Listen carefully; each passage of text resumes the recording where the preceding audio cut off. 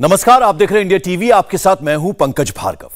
मोदी के सबसे बड़े विरोधी आज डैमेज को मैनेज करने में लगे रहे। मोदी विरोधियों के कैंप में भगदड़ मची हुई है, ऐसी खलबली मची हुई है कि सवाल पूछिए और माइक छीनने लगते हैं।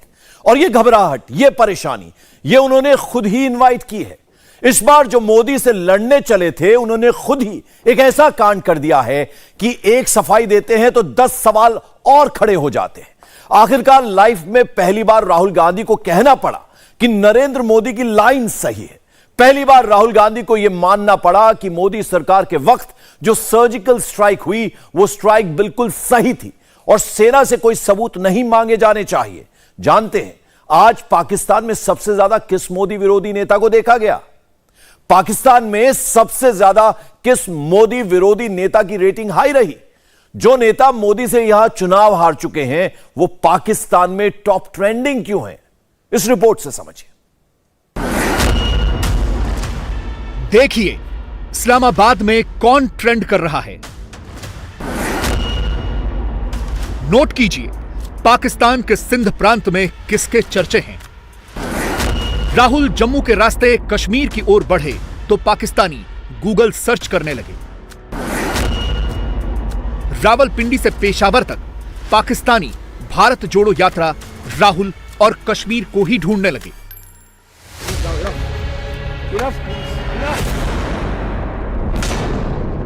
इंपॉर्टेंट इश्यूज है सर।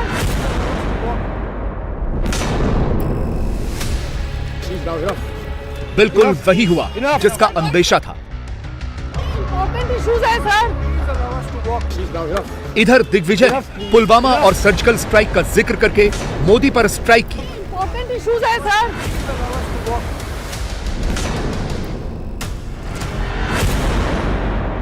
उधर पाकिस्तान में वाह दिग्विजय वाह होने लगा।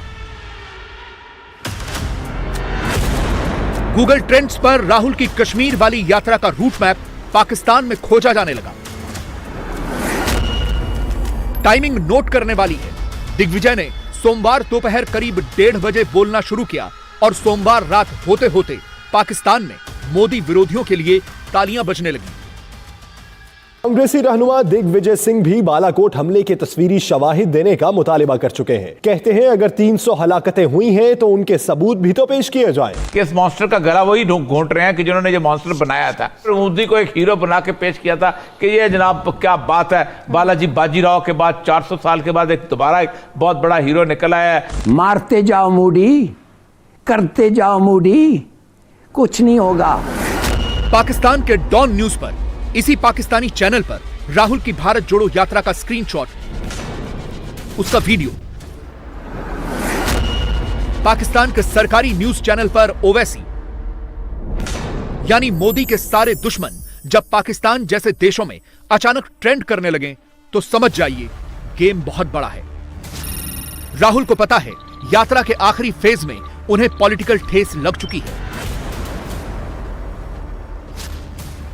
और ठेस लगाने वाला कोई और नहीं, राहुल के ही करीबी दिग्विजय सिंह हैं। इसलिए राहुल ने सेना पर दिए विवादित बयान के बाद दिग्विजय को ही साइडलाइन कर दिया और प्रो आर्म्ड फोर्सेस वाली लाइन पकड़ ली। कहने की बात है, जो दिग्विजय सिंह जी ने कहा उससे मैं बिल्कुल अग्री नहीं करता हूं। हमारी आर्मी पर हमारा पूरा ट्रस्ट है। अगर आर्मी कुछ करे, सबूत देने की कोई जरूरत नहीं है। तो मैं पर्सनली उनके स्टेटमेंट से कंप्लीटली डिसएग्री करता हूं और कांग्रेस पार्टी की ऑफिशियल पोजीशन भी यही है कि वो दिग्विजय जी का पर्सनल ओपिनियन है, वो हमारा ओपिनियन नहीं है। 2019 से राहुल ने इतना तो सीख लिया है कि सेना पर सवाल नहीं उठाना चाहिए और जो सवाल उठाए उसे साइडलाइन करना है। राहुल जैसे ही ये बातें कहते हैं, भूल सुधार करते हैं, सोशल मीडिया पर ट्रेंड शुरू हो जाता है। हर हैंडल पर राहुल का वही बयान घूमने लगता है।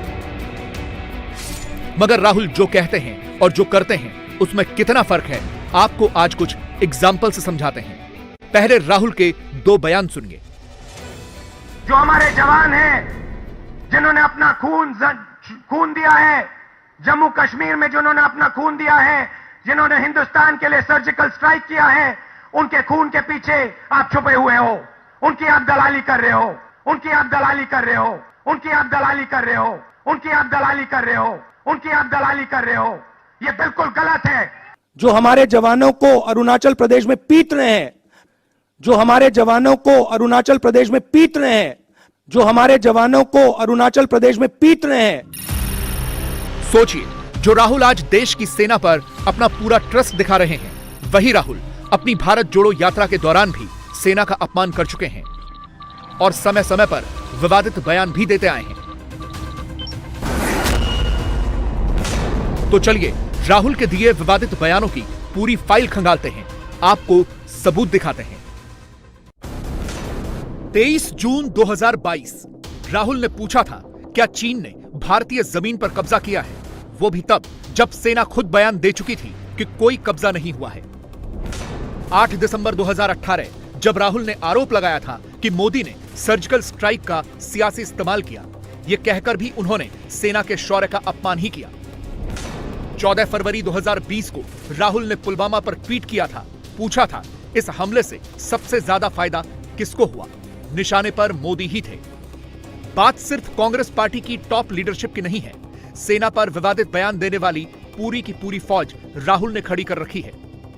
राहुल आज भले ही दिग्विजय के बयान से किनारा करके बैठे हैं, मगर सच ये है कि सब के सब खुद ही रिपीट ऑफेंडर्स हैं और निजी विचार कह देने भर से पाप नहीं धुल जाएंगे। मसलन दिसंबर 2019 में दिग्विजय सिंह का यह ट्वीट देखिए, तब उन्होंने उस वक्त के सेना प्रमुख पर सवाल उठाए थे। इससे पहले अप्रैल 2017 में दिग्विजय सिंह ये तक कह चुके हैं कि कश्मीरी लोगों को एक तरफ आतंकवादी मारते हैं, दूसरी तरफ भारतीय सेना के जवान।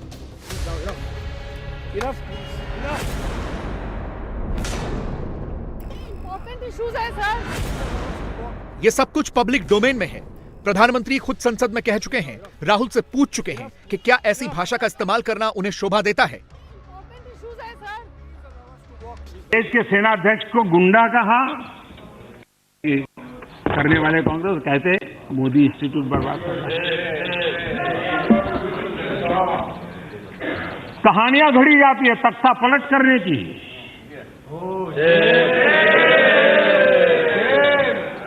और हिंदुस्तान की सेना की इज्जत को आपने कितना बड़ा चेहरा दाव दिखाया। आपको मालूम नहीं है, आपने हफ्ते 2 हफ्ते शायद अपनी राजनीति कर ली होगी, लेकिन ये जो आपने पाप किया है, मैं समझता हूं हमारी सेना के दिलों पर जो घाव लगा है, हम ये बातें कहते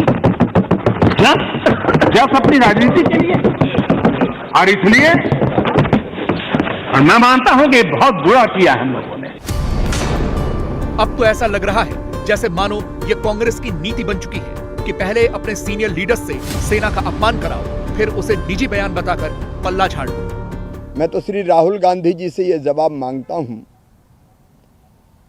कि ये कैसी भारत जोड़ो यात्रा है। टुकड़े टुकड़े गैंग आपके साथ चल रही है, सेना का मनोबल गिराया जा रहा है, और राहुल गांधी भी सवाल उठा रहे हैं कि सेना कमजोर होगी। ये देशभक्ति नहीं है। कभी दिग्विजय सिंह के राज में सिमी का गढ़ था, ये मध्य प्रदेश। सेना का मनोबल गिराने का पाप और अपराध तो कम से कम कांग्रेस ना करे। स्टेज पर मंच लगता है तो दिग्विजय सर्जिकल स्ट्राइक के सबूत मांगते हैं, और जब यात्रा में राहुल के साथ पैदल मार्च निकालते हैं तो राहुल के करीबियों की नजर भी उन्हीं पर रहती है। जयराम सब सुनते रहते हैं, देखते रहते हैं, और मौका मिलते ही माइक हटाकर, कैमरा हटाकर दिग्विजय को बोलने से रोकते हैं, मोदी पर अटैक करते हैं। डर साफ है, और वो डर ये है कि कहीं दिग्विजय फिर कुछ गड़बड़ न कर दें, कश्मीर में एंट्री से पहले ही राहुल को सियासी घाटा न पहुंचा दें। आपके अपने बयान पर कायम है सर, पार्टी ने किनारा कर लिया आपके बयान से। That is the bulkiest charge sheet that says the 19 people were in that charge sheet, including Masood Azhar, handiwork of Pakistan. Please now, enough, please, enough, enough. Please allow us to walk. Sir, but these are important issues, sir. Important issues है sir. Please allow us to walk now. एक minute अभी morning walk चल रही है, अभी आगे देखने की बात हो। पर सर आपको लगता है ऐसे बयानों से बचना चाहिए? Please allow us to walk now. अभी रहने दो, अभी फिर बात होगी। चलो अभी 10 मिनट के बाद प्रधानमंत्री से एक सवाल पूछिए। अरे यार 10 मिनट प्रधानमंत्री से सवाल पूछिए। क्वेश्चन प्रधानमंत्री से सवाल पूछिए। प्रधानमंत्री से सवाल पूछिए। हम सवाल प्रधानमंत्री से सवाल। आपको लगता है इस तरह की बयानबाजी जो है दिग्विजय सिंह जी के बयान पर कांग्रेस पार्टी का स्टैंड मैंने कल स्पष्ट भाषा में, सरल भाषा में, अंग्रेजी और हिंदी में कल शाम को ही 6:30 बजे मैंने ट्विटर के द्वारा डाला था। उसके ऊपर मैं और कुछ नहीं कहूंगा। मैंने जनाब जयराम रमेश का वीडियो आज कई बार देखा और आपने भी देखा होगा। वो सवाल करने से रोक रहे थे फिजिकली, और दिग्विजय सिंह उतने ही उत्साहित थे बोलने के लिए। हमारे ऊपर तो बहुत आरोप लगाते हैं आप कि बीजेपी लोकतांत्रिक है, बीजेपी ये करती है वो करती है, और हमारे प्रधानमंत्री पर तो क्या क्या किस तरह के घटिया बातें कही जाती हैं मुझे बताने की जरूरत नहीं है। ये आप क्या कर रहे थे? कम से कम भाजपा के लोग सवाल पूछने से रोकते नहीं हैं। सवाल आप पूछते हैं, पूछिए। लेकिन आज जो उनका आचरण हुआ तो उनको मालूम है कि जवाब नहीं है, उनको मालूम है कि कांग्रेस पार्टी का रुख स्पष्ट नहीं है, इसलिए समस्या होती है।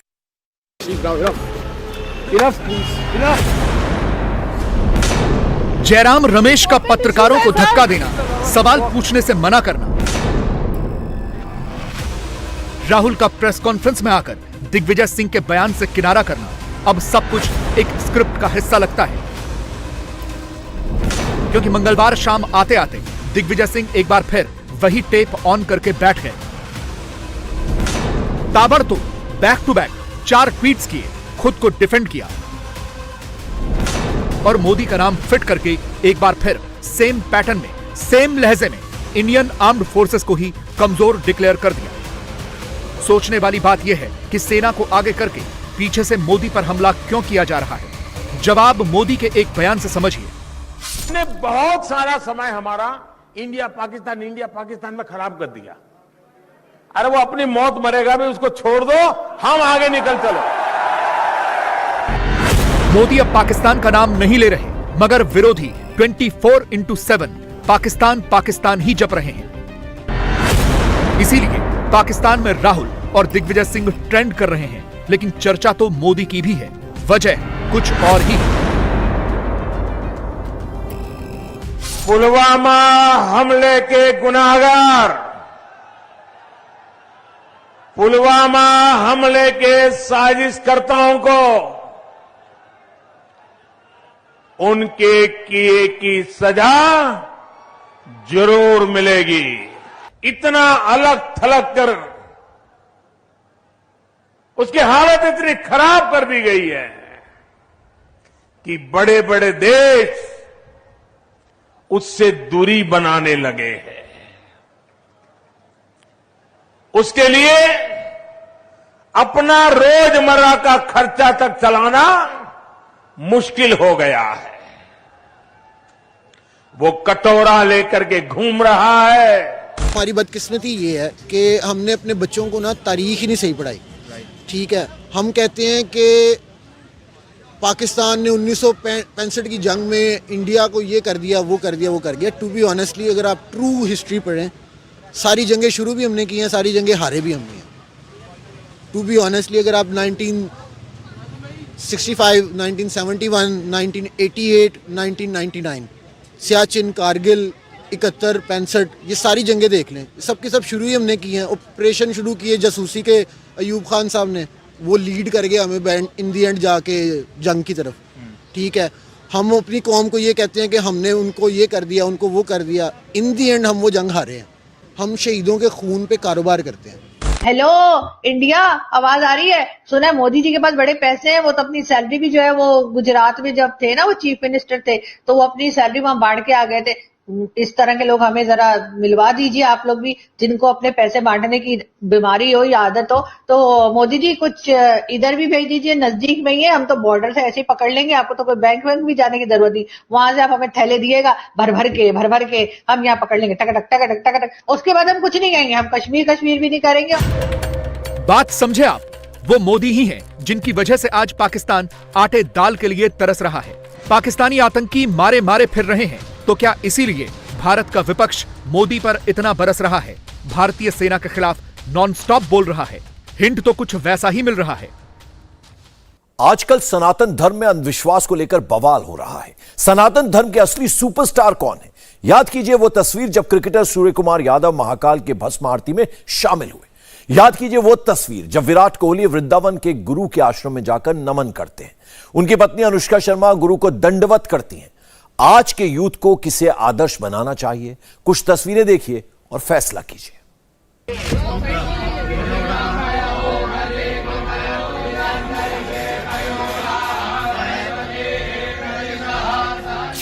श्रीलंका के साथ वनडे सीरीज के दौरान 14 जनवरी को भारत के स्टार खिलाड़ियों ने केरल के तिरुवनंतपुरम में पद्मनाभ स्वामी मंदिर में दर्शन किए। तो इंदौर में न्यूजीलैंड के खिलाफ वनडे मैच से पहले भी भारतीय क्रिकेट टीम के खिलाड़ियों ने उज्जैन में महाकाल के दरबार में हाजिरी लगाई। सूर्य कुमार यादव, कुलदीप यादव, वॉशिंगटन सुंदर ने महाकाल के दर्शन किए। खिलाड़ियों के साथ भारतीय क्रिकेट टीम का स्टाफ भी था। भारत के स्टार खिलाड़ी बाबा महाकाल की दिव्य अलौकिक भस्म आरती में शामिल हुए। महाकाल की विधि विधान से पूजा अर्चना की। खिलाड़ियों ने महाकाल की पूरी भस्म आरती देखी। मान्यता है कि महाकाल हर दुख तकलीफ को दूर कर देते हैं। महाकाल पर जिसकी कृपा होती है उसकी अकाल मृत्यु नहीं होती। महाकाल को लेकर जो मान्यताएं हैं, खिलाड़ियों ने उनसे आशीर्वाद भी मांगा।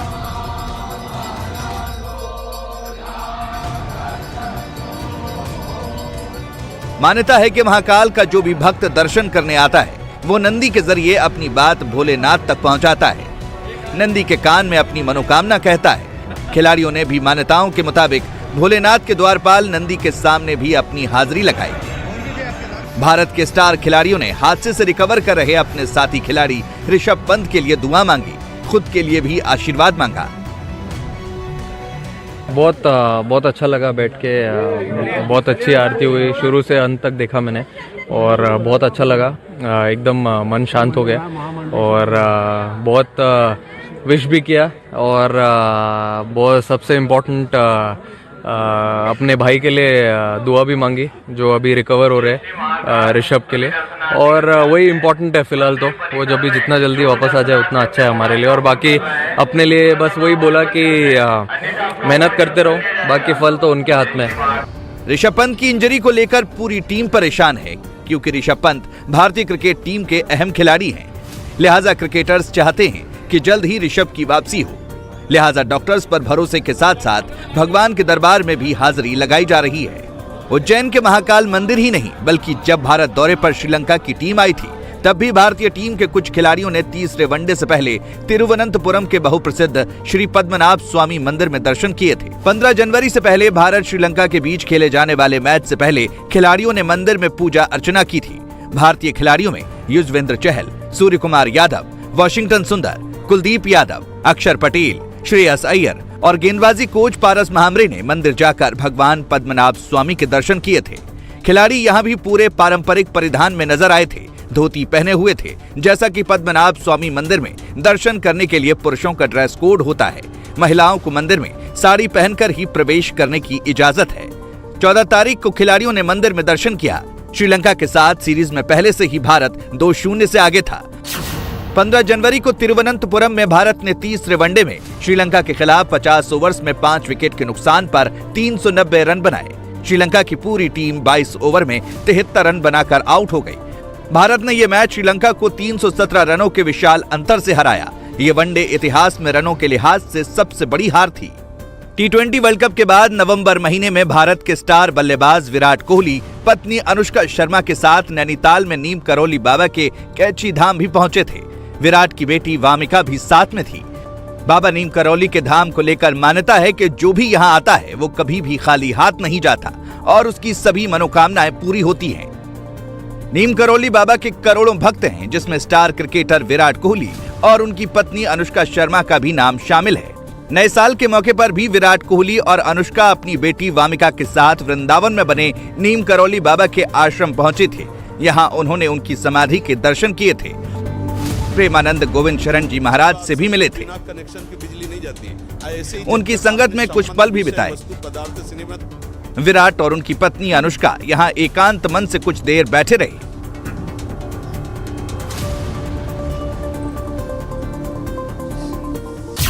विराट का वनडे में शतकों का जो सूखा चल रहा था वो टूट गया और अब तक खेले गए 3 वनडे सीरीज में 3 शतक जड़ चुके हैं।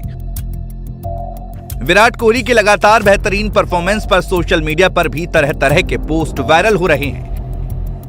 इंडिया टीवी हर वक्त हर जगह डाउनलोड करने के लिए सर्च करें India TV news Google play store या ऐप स्टोर पर।